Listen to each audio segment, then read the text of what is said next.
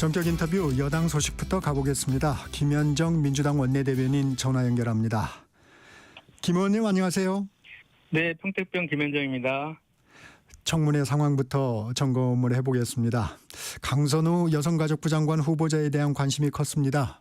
시작 전부터 피켓이 문제가 됐습니다. 국민의힘 의원들이 갑질왕 강선우라고 적힌 피켓을 자리 앞에 걸어놨고 이를 두고 여야 공방이 있었는데 이 상황 어떻게 보셨습니까? 네, 이번 인청 때 이제 시작할 때 피켓 붙잡가지고 이제 고성이 오가면서 파행이 되었는데 네.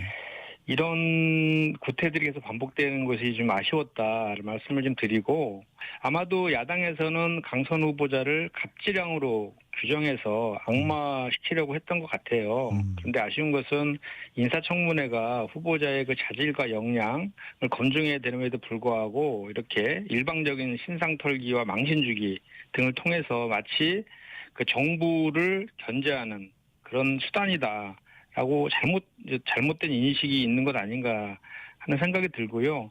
항상 오전에는 이렇게 뭐 자료 제출, 피켓 설치, 뭐 증인 채택 등으로 시비 걸다가 시간을 끄는 이런 나쁜 관행을 좀 없애야 되고 이를 위해서는 인사청문회법 개정이 필요하다는 것을 다시 한번 느끼게 됩니다. 참 청문회가 좀 마무리가 되면 인사청문회법 개정안 추진하시는 겁니까? 네, 그렇습니다. 지금 인청법 개정안은 국회에 이미 계류 중에 있고요. 네. 미국처럼 이제 자질 검증은 공개하고 도덕성 검증은 비공개하는 방식으로 개정을 추진할 그럴 예정에 있습니다. 강 후보자 청문회 보좌진 갑질 의혹과 관련해서 납득할 만한 소명이 됐다고 평가하시나요? 최종적인 평가는 민심, 지금 국민이 이제 판단하실 것인데요. 네. 어제 그 강선 후보자가 의혹 전반에 대해서 나름대로 성실히 소명했다라고 생각을 합니다.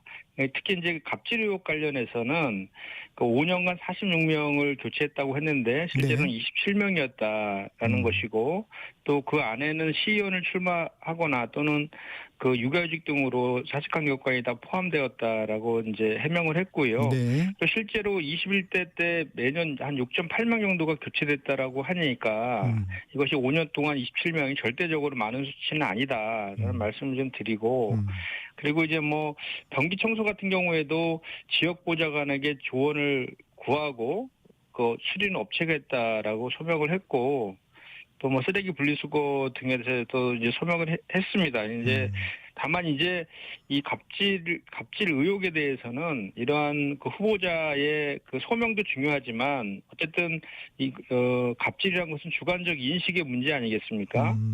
그래서 이제 본인의 이제 이런 소명 이후에 그럼에도 불구하고 본인의 부덕의 수치로 인해서 상처받았을 보좌진에게 진심으로 사과까지 했다. 그래서 나름대로 최선을 다해서 소명하지 않았나 이렇게 생각합니다. 지금 말씀하셨지만 심심한 사과를 한다고 밝혔는데 이 진정성이 좀 전달됐을까요? 저는 그렇게 진정성 있게 했다라고 생각을 하고 그렇게 좀 받아들였으면 좋겠다라는 생각입니다. 다만 이제 좀 더 일찍 인청 전에 했으면 더 좋았을 것 하는 생각은 좀 드는데 네. 실제로 소명을 한 이후에 제 부덕에 소치하면서 눈물을 보이고 기쁜 사과를 했다. 그리고 이제 아마 그 순간에 이제 감정이 북받쳐서 한참 말을 잇지 못하던데 그랬던 것 같습니다. 나름 능력 있고 적임자라고 해서 이재명 대통령 정부가 이제 내정을 했는데 이런 인천 과정에서 생각지 못한 그런 갑질 의혹이 불거져서 이런저런 회한을 느꼈을 거다 이런 생각이 듭니다.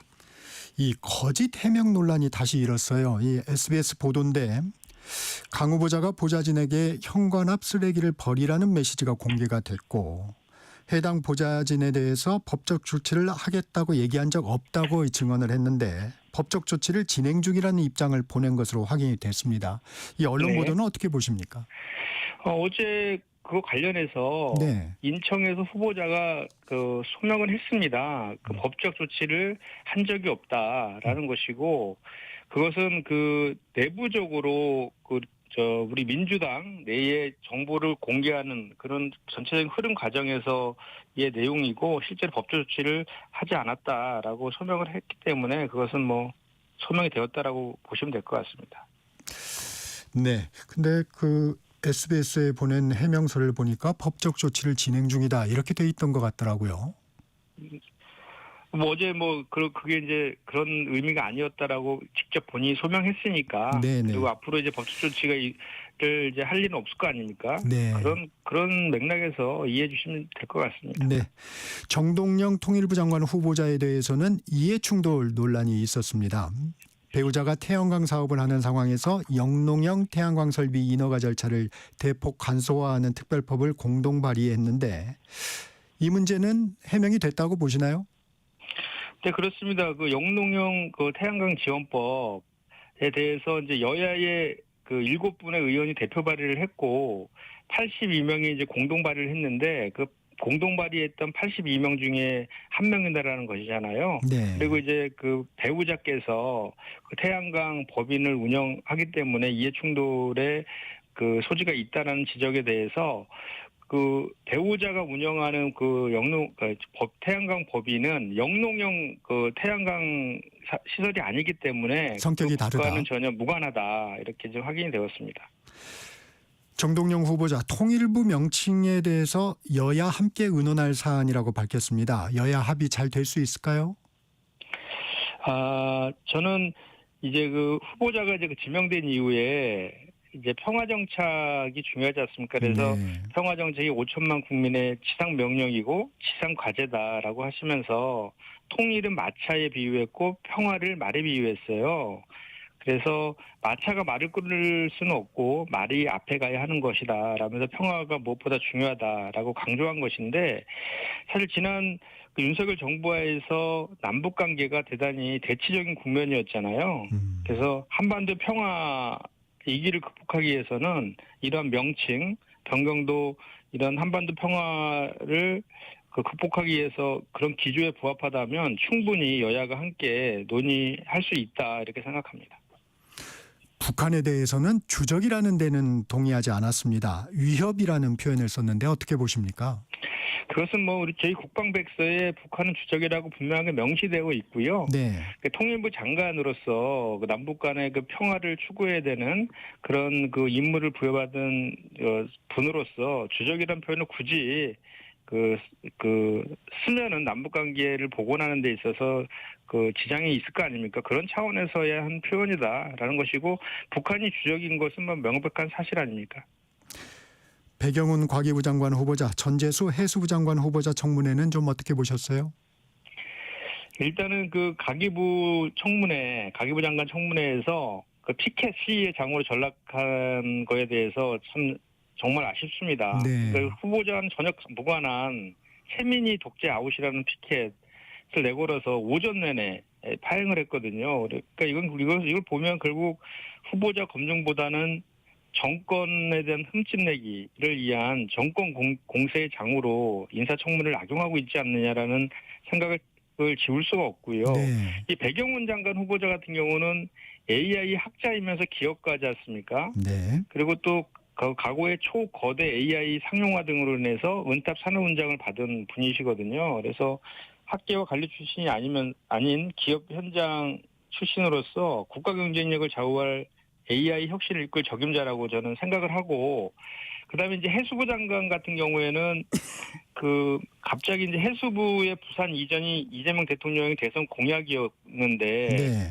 그거 관련해서 마치 이것이 전재수 후보자가 해수부 부산 일을 통해서 내년에 부산시장에 출마하려고 하는 것 아니냐라고 그렇게 정쟁을 시켰어요. 네. 좀 아쉽습니다. 그래서 저는 국민의힘 의원들한테 해수부의 부산 이전을 반대하는지 좀 묻고 싶고, 이렇게 청문회가 이렇게 이렇게 흠집내기 일갈하면서 이렇게 이렇게 망신주기의 장으로 삼고 있는 모습, 이건 대단히 아쉽다라는 생각이 좀 들고, 그 인수위 없이 출범한 정부에 일할 기회를 좀 주었으면 좋겠다라는 당부의 말씀을 좀 드리고 싶습니다.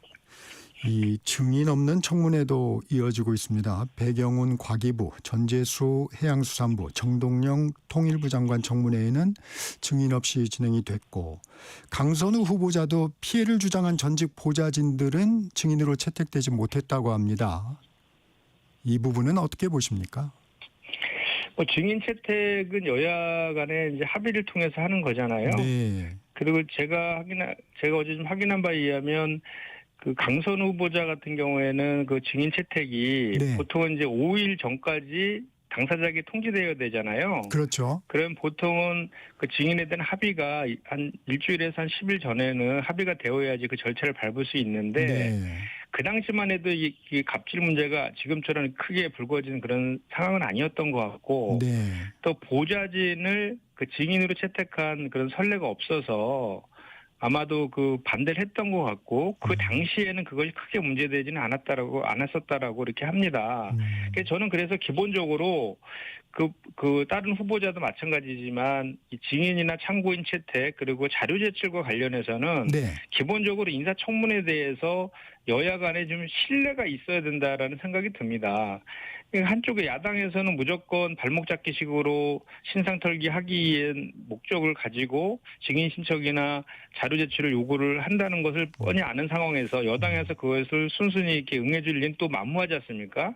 이것은 그 사실은 지금 현재 여야의 문제가 아니고 고질적인 인사청문회 제도의 그런 나쁜 구태의 문제라고 저는 생각하거든요. 네. 그렇기 때문에 이 전반적인 인사청문회의 제도 개선을 할 필요가 있다라는 말씀을 다시 한번 드립니다. 민주당 김병기 당대표 직무대행 카드라식, 막무가내식, 인신공격과 음해, 돈 없는 국정 발목 잡기에는 단호하게 대처하겠다고 밝혔는데 구체적으로 어떻게 대응하시겠다는 건가요? 뭐 기본적으로 그 청문회에 성실히 임하는 것은 이제 후보자의 당연한 이제 의무이죠. 네. 다만 이제 무차별적인 의혹 제기에 대해서는 적극적으로 보호하고 대응하겠다는 당 차원의 의지의 표현이라고 저는 생각하고요. 구체적으로는 뭐 인사청문 과정에서 질의나 또는 그 자료 등을 통해서 야당의 그 의혹에 대해서 좀 반박하거나 또는 후보자에게 해명 기회를 부여하는 등의 그 역할들을 하겠다 뭐 이런 것 같습니다. 네. 대통령실에서는 인사청문 TF가 꾸려졌습니다. 우상호 정무수석은 일부 장관 후보자들의 의혹에 대해 인사청문회를 지켜본 뒤 여론 동향을 살피겠다고 밝혔습니다. 이 낙마 가능성도 염두에 둔 발언으로 해석하시나요? 이재명 정부는 국민과의 소통을 무엇보다도 중시하고 네. 민심을 상당히 이제 받드는 그런 국정 운영을 하고 있잖아요. 그렇기 때문에 그 청문회에서 이제 지적되는 것하고 또 후보자가 그 소명하고 있는 그런 것들이 해명이 되는지 여부를 좀 파악하려고 네. 한 것 같고요. 그것은 그 임명권자인 대통령이 당연히 해야 할 일이라고 생각하고 결국은 인사청문회를 통해서 후보자를 임명할 것이냐 또는 낙마할 것이냐에 대한 판단 기준은 국민의 눈높이, 즉 민심이라고 생각합니다. 그것을 살피기 위해서 TF를 만들었다 이렇게 생각합니다. 민심의 상황이 어떻게 되는지가 가장 중요한 키다 이렇게 말씀하시는 거군요. 네, 그렇습니다. 송원석 국민의힘 비대위원장, 강선우 여성가족부, 이진숙 교육부, 권오을 국가보훈부, 조현 외교부, 정동영 통일부 장관 후보자를 무자격 5적으로 규정하고 이재명 대통령은 이들을 즉각 지명 철회하라고 요구했습니다. 어떤 말씀 주시겠습니까? 일단 또 이런 얘기하면 메신저 공격한다고 할 수도 있는데요. 네. 송원석 원대께서도 과거에 그 당직자를 수차례 발로 차서 폭행해가지고 탈당까지 했던 전력이 있으신 분 아닙니까? 먼저 자기 반성에 좀 뒤따라야 된다는 말씀 먼저 좀 드리고 싶고요. 어쨌든 저희 여당 입장에서는 그 모든 이제 후보자가 통과되는 것을 목표로 지금 뭐 이렇게 역할을 하고 있는데요. 네. 지금 어제 그 중에서 뭐 강선우 후보자 그리고 이제 뭐 정동영 후보자 등에 대해서 이제 인사청문 절차가 진행되지 않았습니까? 나름대로 후보자들이 의혹에 대해서 성실히 소명했다라고 저는 판단을 하고 네. 또 이진숙 후보자 같은 경우에는 이공계 논문 관련 같은 경우에는 그 제자와 공동 저자를 하는 것이 연구윤리 준칙에 맞다라고 밝히고 있기 때문에 그와 관련된 것도 실제 청문회 과정에서 확인할 좀 필요가 있다라고 생각을 합니다. 그리고 지금 5명에 대해서 낙마를 목표로 한다라고 하는데 그에 대한 판단은 국민의힘이 하는 것이 아니라 결국은 국민의 눈높이에서 결정될 것이다. 이 말씀 다시 한번 드립니다. 특검 수사 상황도 살펴보겠습니다. 윤석열 전 대통령이 내란 특별검사팀의 소환 조사에 또 불응했습니다. 왜 불응하고 있다고 보세요? 참 일단은 자신의 그 내란 혐의 등에 대해서 수사 자체를 부정하고 싶은 심리라는 생각이 좀 듭니다. 그러니까 과거에 공수처 조사 때에도 그 수사기관 자격 없다면서 출석을 거부했었잖아요. 네. 그리고 그 전에 공수처와 검찰, 경찰의 소환 조사에 8차례나 불응했고요. 뭐 다 전 국민들이 목도하듯이 체포영장의 집행도 방해하지 않았습니까? 그러니까 이번 건도 참 그 검찰총장 출신의 대통령까지 했던 분이 그 법위에 군림하라는 그 오만함의 그런 모습 아닌가라는 생각이 들어서 상당히 좀 아쉽다라는 말씀 먼저 드리고, 또 하나는 시간을 끌기 위한 전략 같아요. 특검 수사가 그 기간이 명시돼 있으니까. 네, 20일 내에 기소해야 되지 않습니까? 구속했을 경우에는. 그래서 이제 뭐 소환에 불응하고 또 불출석 사유도 내고 그러면 특검은 또 구치소에다가 이게 지금 건강 악화로 지금 어제 뭐 불응했다는 거 아닙니까? 네. 그럼 또 그 구치소에 건강 기록 요청하면 결국 또 시간이 지연되고 수사는 늦어질 수밖에 없잖아요. 그럼에도 불구하고 어제 특검보가 그런 얘기를 했거든요. 이 소환은 피의자의 의사에 좌우되는 것이 아니고, 또 그 윤석열은 법을 누구보다 잘 알 텐데 납득하기 어렵다. 그리고 이제 강제 구인 전례도 있다고 말했기 때문에 계속해서 이렇게 불응하면 결국은 이게 수사관을 보내서 법에 따라서 강제 구인 조치를 단호하게 진행해야 된다고 생각하고 또 그렇게 할 것이라고 예상됩니다. 윤 전 대통령이 재구속되면서 측근들의 진술이 윤 전 대통령에게 불리한 방향으로 바뀌고 있습니다. 김성훈 전 경호차장이 체포저지 지시를 뒷받침하는 증언을 한 데 이어서 김태효 전 국가안보실 1차장도 부인했던 VIP 경로서를 인정을 했습니다. 이 측근들의 입장 변화, 윤 전 대통령이 특검 소환을 거부하는 원인 중 하나일까요? 그런 것 같습니다. 왜냐하면 이제 그 호위무사 자체했던 김성호 전 경호차장이라든지 김태호 전 1차장이 이제 그 입을 열어서 그 최상병 특검이 급물살을 탈 그 VIP 경로까지 인정하지 않았습니까? 네. 그리고 불법 체포를 지시했다라는 것까지 확인되고 있는 이런 상황이지 않습니까? 네네. 그래서 이제 윤석열은 검찰총장 출신 아닙니까? 그 누구보다 그 자신의 말 한마디 그리고 측근의 말 한마디가 결정타가 될 수 있다는 것을 너무도 잘 알고 있는 것이죠. 그래서 이미 많은 그런 증언들이 나온 상태에서, 또 그리고 자기들의 최측근이라고 했던 사람들이 진술을 번복하는 그런 상태에서는 조사를 거부하면서 버티는 것이 일단은 현재로서는 가장 유효한 전략이다라고 생각하면서 그런 전략을 지금 쓰고 있는 상황 아닌가 이렇게 생각이 듭니다. 이런 가운데 의원님께서 공익신고자, 부패행위 신고자 등 내부 고발자 보호를 대폭 강화하는 내용의 공익신고자 보호법 등 3개 법안을 발의하셨더라고요. 이 시기에 이 같은 법안 발의한 배경 설명해 주실까요? 네. 그러니까 공익신고자이든 부패행위 신고자이든 그러니까 진실을 밝히기 위해서 나선 분들이 불이익을 받지 않도록 확실하게 지켜주자는 취지의 법안인데요.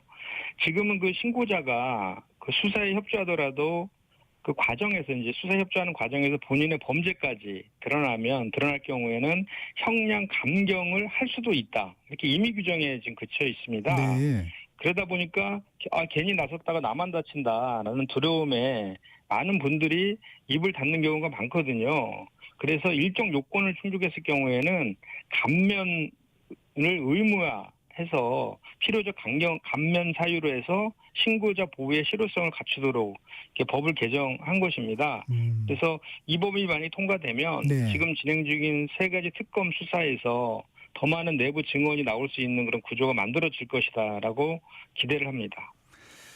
이재명 정부 초대 내각 인선이 마무리된 가운데 강훈식 대통령 비서실장이 대통령의 눈이 너무 높다 이렇게 소회를 밝힌 것을 두고 이런저런 말이 나오고 있습니다. 국민의힘에서는 아첨이다. 장관 후보자들을 둘러싼 각종 의혹이 끊이지 않는 가운데 대통령의 최고의 참모가 이런 발언을 한 것은 부적절하다. 뭐 이런 비판도 나오는데 어떻게 보십니까? 네. 그 일부에서 이렇게 뭐 과도하다고 비판하는 의견도 있는데요. 그 이제 비서실장으로서 인선 발표까지 굉장히 힘들었다는 것을 우회적으로 표현한 것 아닌가 그런 네. 생각이 듭니다. 사실 인수위 없이 출범한 정부 아닙니까? 그 짧은 시간 안에 그 능력이랑 도덕성, 그 민심까지 모두 고려한 그 인사를 선별하는 건 현실적으로 사실 쉽진 않잖아요. 그래서 그럼에도 불구하고 국정 운영에 대한 대통령의 진정성 그리고 책임감을 한 번 더 봐달라는 그 의미도 들어있을 것이다라고 저는 생각을 하고요. 그래서 이렇게 최선을 다한 만큼 이제 후보자의 그런 흥결만 보지 말고 수없이 빛나는 장점도 함께 봐달라고. 네. 그래서 국회에서 적극적으로 협조해달라라는 호소까지 포함된 그런 행보 아니었나를 생각합니다. 제1기 내각 여성 비율이 26%입니다. 이번 인선 과정에서 이 대통령이 여성 쿼터제에 대해서 신경을 썼다고 보십니까? 네, 그렇다고 생각합니다. 이번에 이제 19개 정부 부처 가운데 5명이 여성이어서 26.3%거든요. 네. 목표인 30%에는 못 미쳤지만 그래도 근접한 수치 아닙니까? 이재명 대통령 같은 경우는 그 여성인재 발굴하고 성평등 내각 구성에 대한 확고한 그런 의지를 갖고 계신 분이라고 저는 확신하거든요. 네. 그래서 대선 때부터도 여성 안심 대통령이 되겠다라고 선언도 하지 않았습니까? 네. 이거는 주시고요. 결국은 여성의 차별 없이 안심하고 살아갈 수 있는 나라를 만들겠다는 철학이 깔려 있는 것이다. 라고 생각합니다. 네, 여기까지 듣겠습니다. 김현정 민주당 원내대변인과 말씀 나눴습니다. 고맙습니다. 네, 감사합니다. 전격기사 1부 여기서 마칩니다.